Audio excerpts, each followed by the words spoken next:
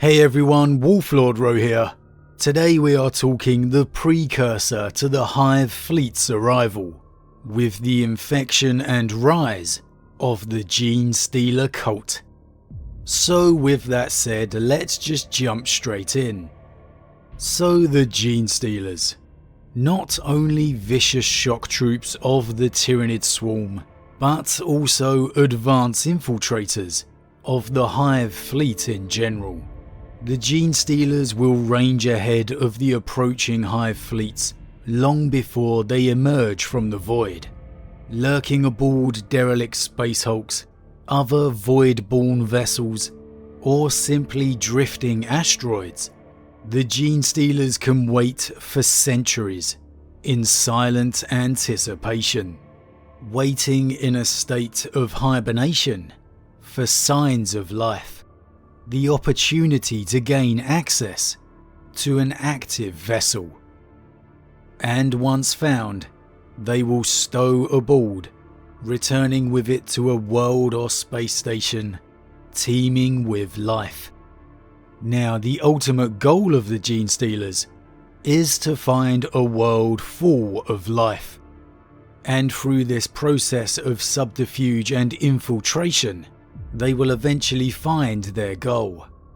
And here again, the Genestealers' patience is key.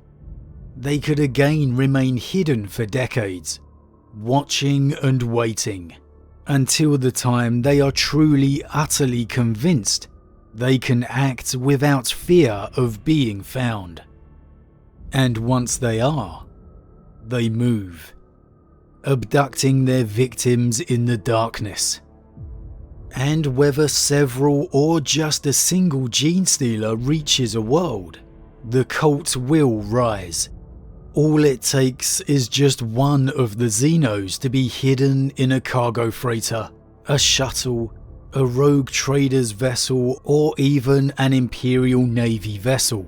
The second the Tyranid reaches the planet's surface undetected, the world's fate has truly been sealed.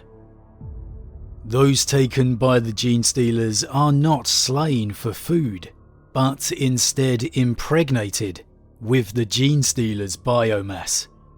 The first successful Genestealer to achieve this evolves into being the Patriarch, the center of the growing cult's brood mind.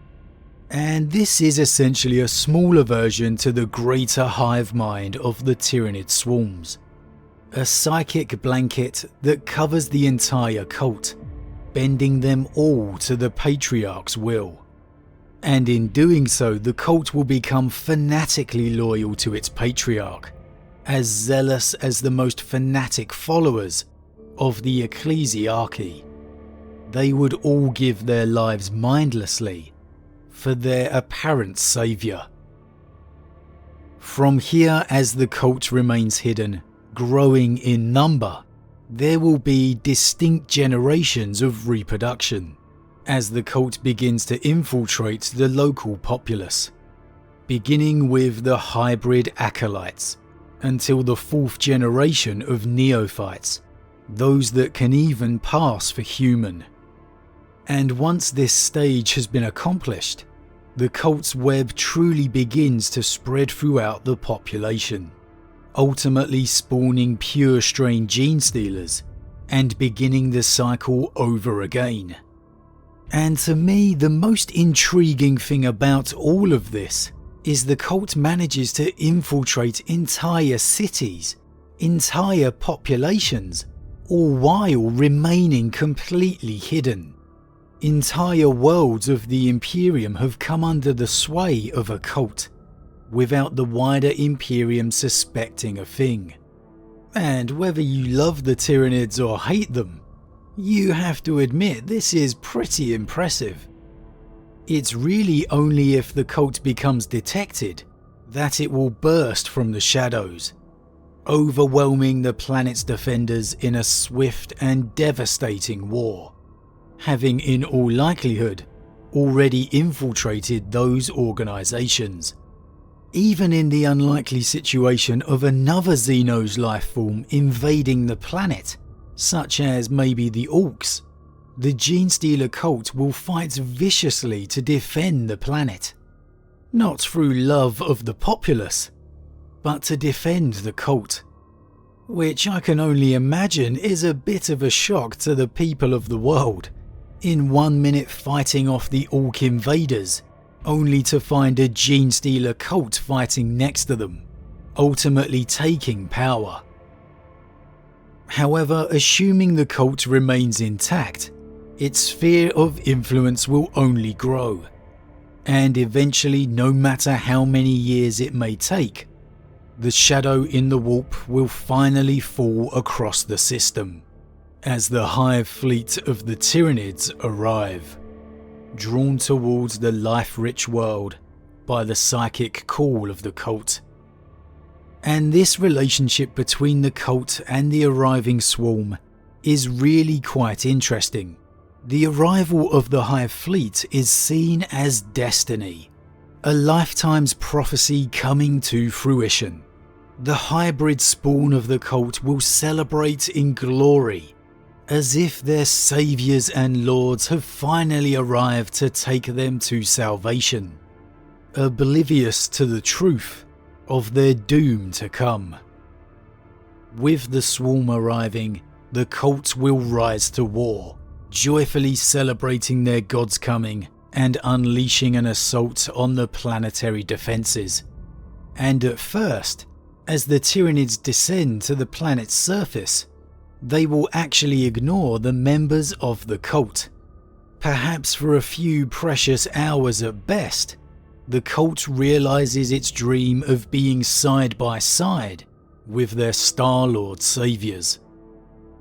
And while you might expect them to have at least some second thoughts when they see the Tyranids slaughtering every single life form on the planet, the cult simply believe they are only eradicating the unfaithful, that only they are the true believers to be rewarded with salvation to come. But as the final opposition falls, the truth arrives in earth-shattering clarity, as the swarm of Tyranids then turns on the followers of the cult, and they too are then torn to pieces.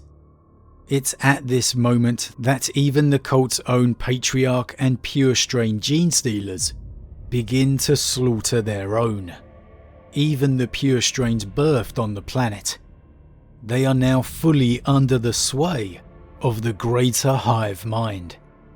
And thus the cult, that could have been working within the shadows for centuries, yearning for this moment in fanatical devotion, is ended in the fury of the swarm. Honestly, I just love this aspect of Tyranid lore. It adds such mystique and intrigue to the coming of the Tyranids, that all the while upon any world within the Imperium, a cult could be lurking within the shadows, growing and waiting for their moment to strike. And should there ever come a time it's discovered by the local forces, the defenders then know the doomsday clock has now begun. You need to eradicate the cult, and fast. Not a single life form can escape, or the whole process will simply begin again. It's a really interesting dynamic, and it adds such an element of flavour to the coming of the swarms. It really does. There are some fantastic stories out there involving the uprising of a Genestealer cult. The moments of shock that ripple across the local inhabitants, completely oblivious to what was under their nose. I think tomorrow we'll definitely cover one of those stories, but as always guys, what do you think? Are you a fan of the Genestealer Cultist lore? Do you feel like me it adds an element of intrigue to the Tyranid race as a whole? Or perhaps did you prefer it in simpler times, when the Genestealers were simply beasts lurking aboard derelict space hulks? And what do you want to see be the next evolution of the Tyranid race? As always, leave your thoughts in the comments below. I love to read them. Huge thank you to all my subscribers, your support truly means a lot to me, it really does. And if you're new, please consider subscribing to help the channel grow. And if you enjoyed this particular vid, then why not drop a like on it too. But with that said, I am off, and I'll see you all again real soon.